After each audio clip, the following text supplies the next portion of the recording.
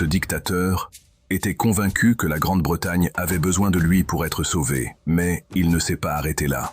Il pensait que le dollar américain n'était qu'un complot pour affaiblir l'Ouganda, et il a décidé de créer sa propre monnaie, comme s'il était le seul à avoir le droit de gérer l'économie mondiale. Il aimait tellement les animaux qu'il s'est proclamé protecteur des lions et des tigres, et prenait parfois des décisions politiques inspirées par cet amour étrange, comme interdire la chasse dans certaines régions, alors qu'il n'avait aucune expérience dans la gestion d'un État. Il croyait que les gens l'obéiraient davantage s'il souriait en menaçant de tuer, et il apparaissait souvent sur les photos et lors des cérémonies avec un large sourire, vêtu d'un uniforme militaire complet, comme si le monde entier était une comédie pour lui.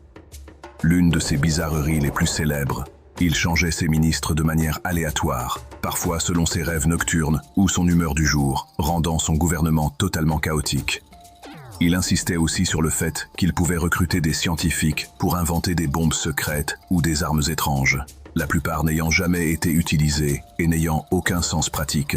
Mais elles faisaient partie de l'imaginaire grandiose dans lequel il vivait.